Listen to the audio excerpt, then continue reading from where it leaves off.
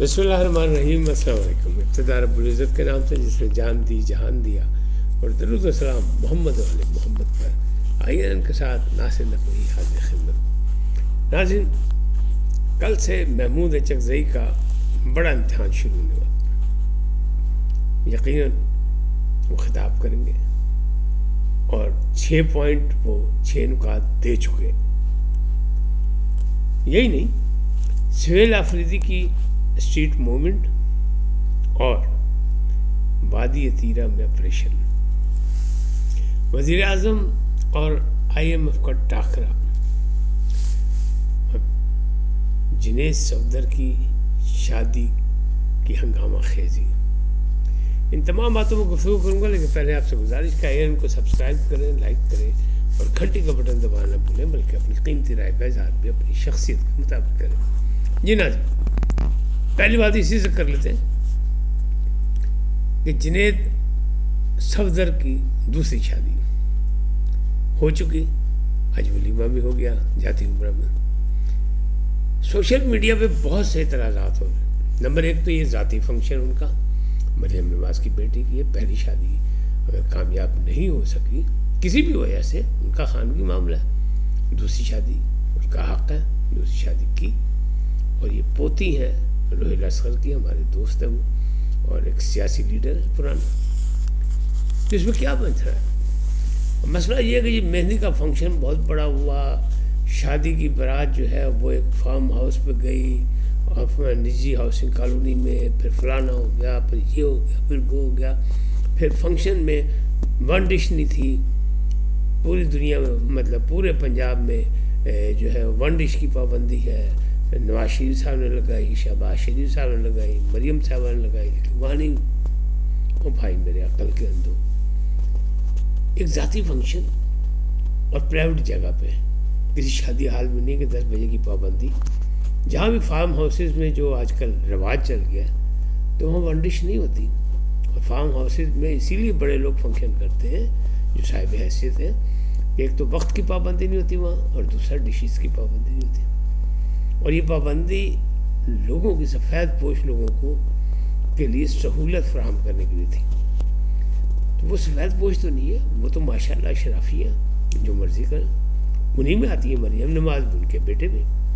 بہرحال زبردستی کی بات کر کے ذاتی اور نجی ایک فنکشن کو سوشل میڈیا پر لا کے باتیں کرنا، اور شہباز گل صاحب بھی کہہ رہے ہیں کہ جناب 10 بجے کا وہ پابندی کہاں گئی، لیٹ نائٹ تک فنکشن چلے، ون ڈش کی پابندی کہاں گئی۔ تو تھوڑی سی عقل کا مظاہرہ کریں، سب کر رہے ہیں، ہم آپ سب جن کو اللہ نے حیثیت دی ہے وہ فارم ہاؤسز میں جا کے یہی کچھ کر رہے ہیں، تو وہ جاتی عمرہ میں تھے، اپنے گھر میں تھے۔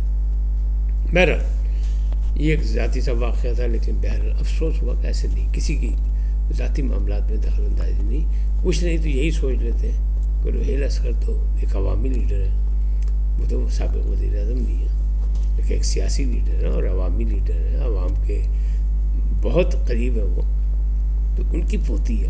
بہرحال اب وزیر اعظم کا IMF میں ٹاکرا، اسلام آباد سے اطلاعات یہ آئی ہیں کہ بس وزیر اعظم جو ہے کچھ ریلیف لینے کے لیے وہ جو DG ہیں ان سے ملاقات کے لیے جائیں گے IMF کی۔ ریلیف کس سے لینا ہے؟ گزشتہ دنوں چیمبر آف کامرس کے SM تنویر نے ایک پریس کانفرنس کی تھی۔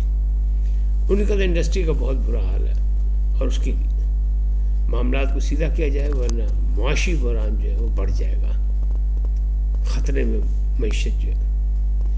تو وزیر اعظم اسی کے ریلیف کے لیے بات کرنے جا رہے ہیں، اور امید ہے کہ کوئی نہ کوئی راستہ نکل آئے گا۔ یہ ٹاکرا ہونے والا ہے IMF سے، کوشش تو یہی ہے، یہ رجیم کا دعویٰ بھی ہے موجودہ حکومت کا کہ ہم IMF سے جان چھڑائیں گے۔ کب کیسے یہ ابھی کچھ سمجھ نہیں آ رہی، کیونکہ مسائل زیادہ ہیں اور وسائل کم۔ اب بات کرتے ہیں سہیل آفریدی کی اسٹریٹ موومنٹ۔ ہزارہ گئے، ہری پور میں بھی انہیں نے جلسہ کیا، اور ہری پور میں ان کا استقبال کیا عمر ایوب خان، کیونکہ ایوب خان کا خاندان ہے وہاں، اور پرانے وہ لوگ سیاستدان ہیں وہاں کے، تو وہاں ارشد ایوب بھی تھے اور دوسرے بھی سارے ان کے بچے، کزن، یہ وہ سب لوگ موجود تھے۔ لیکن عمر ایوب پہ اعتراض یہی ہے کہ وہ سزا یافتہ ہیں اور ان کو نکالا گیا تو محمود اچکزئی صاحب بنے اپوزیشن لیڈر، تو وہ نااہل ہوئے۔ لیکن وزیر اعلیٰ کا کے پی کا استقبال ایک سزا یافتہ سابق یعنی اپوزیشن لیڈر نے کیا، تو یہ بھی ایک عجیب و غریب سی بات ہے کہ ان کو چاہیے تو ان کی گرفتاری چاہیے، تو وہ سزا یافتہ وہ گرفتاری دیں اور مقدمہ لڑے، لیکن وہ ایسا نہیں ہو رہا۔ بہرحال ان کا استقبال کیا انہوں نے عمر ایوب صاحب نے، اور جہاں جلسہ کیا وہ چوک تھا سہیل آفریدی صاحب، لیکن بات یہ نہیں ہے چوک میں کریں میدان میں کریں، پہلے وہاں تھا اب یہاں کیوں کیا، یہاں کیوں ہوا وہاں کیوں نہیں کیا، یہ تو چلیں باتیں ہوتی رہتی ہیں، لیکن جو وہاں کے شرکاء کی تعداد تھی وہ کوئی اتنی زیادہ نہیں تھی کہ 8 فروری کو کوئی انقلاب آ جائے گا۔ اب اسٹریٹ موومنٹ کی ذمہ داری ہے ان کی، لیکن ساری کوشش جو ہے وہ اپنے ہی صوبے میں کر رہے ہیں، مختلف جگہ جا رہے ہیں، بار بار جا رہے ہیں، جبکہ دوسری جانب ہے وادی تیرہ جہاں سردی کا بھی زور ہے، موسم نے بھی اپنا رنگ دکھایا ہوا ہے، اور وہاں آپریشن بھی ہو رہا ہے، اور چیف منسٹر صاحب یہ کہتے ہیں کہ آپریشن نہیں ہونے دیں گے، پورا صوبہ پوری قوم جو ہے وہاں مخالف ہے آپریشن کی، لیکن وہ دوسرے علاقوں میں جا رہے ہیں اور وادی تیرہ نہیں گئے۔ تو پاجی اپنے صوبے سے تسی لوگوں کو اکٹھا کرنا پہ رہے ہیں کہ اسٹریٹ موومنٹ کے لیے جناب تیاریاں کرانی پڑ رہی ہیں، تو پنجاب کی ذمہ داری کیسے وہ پوری کریں گے؟ آج 18 تاریخ گزر گئی، کل 19، تو دن کتنے رہ گئے؟ 18 دن، تو 18 دن میں کیا ہوگا 8 فروری کو؟ یہ کام بھی یعنی منجی پچھلے اندر، بہرحال ناکامی ہوگی، اور یہ سہیل آفریدی کے ذمہ پڑے گی، اور پھر کیا عمران خان انہیں برداشت کریں گے کہ نہیں؟ بلکہ اب تو کے پی میں بھی آوازیں آنے لگ گئی کہ گنڈا پور ان سے بہتر تھے، اور گنڈا پور جو ہیں وہ آپریشن کے حوالے سے، اور وہ جو سہیل آفریدی صاحب نے کہا شہادت دیے جائے کہ افغانستان سے یہاں پہ مداخلت ہو رہی ہے، مزاحمت ہو رہی ہے، یہ وہاں سے دہشت گرد آ رہے ہیں، تو گنڈا پور صاحب کہہ رہے ہیں صوبائی حکومت اور وفاق اور اداروں کے پاس تمام ثبوت موجود ہیں، اور میں خود اس بات کا گواہ ہوں، تو اب پھر کیا رہ گیا پیچھے؟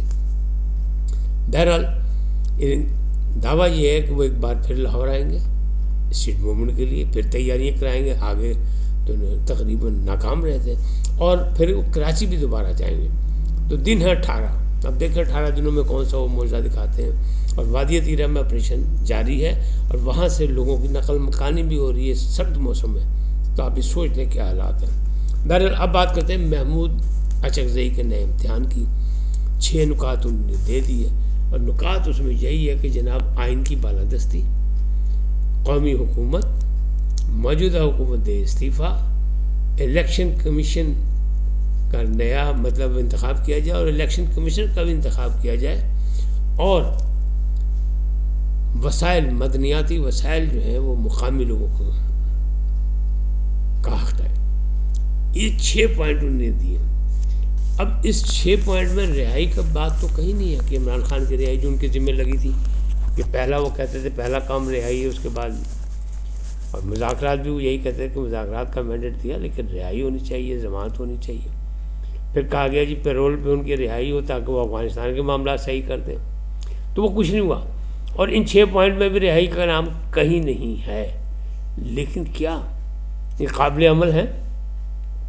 حکومت استعفیٰ دے دے گی، قومی حکومت بن جائے گی، فوری طور پہ الیکشن کمیشنر نیا بن جائے گا، الیکشن کمیشن بن جائے گا نیا؟ نہیں، یہ بہت سے معاملات ایسے ہیں جو ابھی اچانک حل نہیں ہو سکتے، لیکن انہوں نے اپنے وہ کہتے ہیں نا بات اپنی کر دی انہوں نے، اور کل یعنی پیر والے دن، آج یعنی سمجھ لیں آج ہی ہو جائے گا جب آپ دیکھ رہے ہوں گے اسے، تو پیر کو انہیں قومی اسمبلی میں پہلے خطاب کا بھی ان کا ہے امکانات، کہ پہلا خطاب کریں گے ایز اے اپوزیشن لیڈر، تو بڑے اچھے ڈبیٹر بھی بہت اچھے ہیں، اور ان کا موقف بھی ہمیشہ اسٹیبلشمنٹ کے خلاف رہا ہے، بولیں گے بڑی دھویں دار تقریر کریں گے، اور کرنی بھی چاہیے انہیں، پہلی تقریر ہوگی اپوزیشن لیڈر کی، دھاک بیٹھنی چاہیے، مراد بھی ان کو اپوزیشن لیڈر کی ملیں گی اب۔ لیکن یہ پوائنٹس جو ہیں کہ حکومت گھر جائے، قومی حکومت بنے، نئے الیکشن کرائے جائیں، نیا الیکشن کمیشن، یہ معاملات ابھی لگتا نہیں. اور جب اس میں کامیابی نہیں ہوگی اور پھر 18 دن رہ گئے 8 فروری کو جس کو کہا انہوں نے کہ پورے پاکستان پہیہ جام ہڑتال ہوگی. آئین تحفظ پاکستان کا وہ بھی ایک ٹارگٹ ہے کہ وہ نکلیں باہر.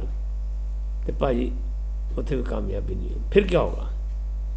پھر یہی ہوگا کہ محمود خان اچکزئی کو بنایا جائے گا تنقید کا نشانہ.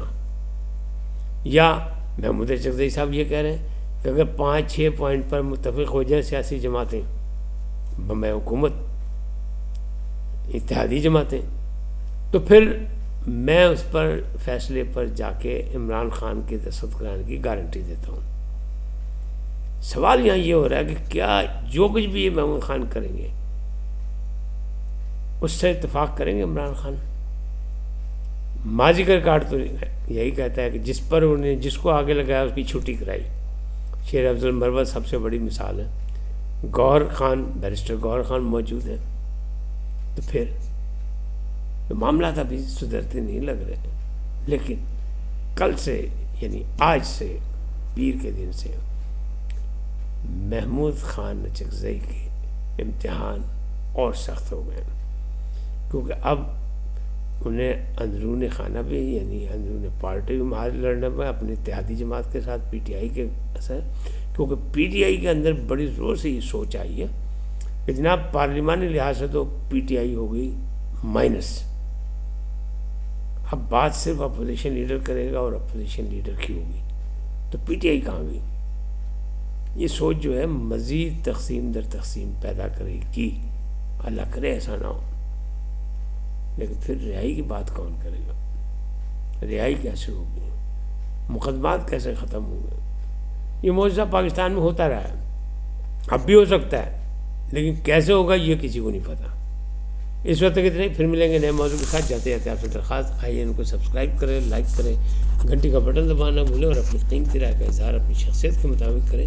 سدا سلامت رہیں. لیکن پہلے پاکستان زندہ باد، پاک و پائندہ باد، سدا سلامت رہیں. اللہ نگہبان.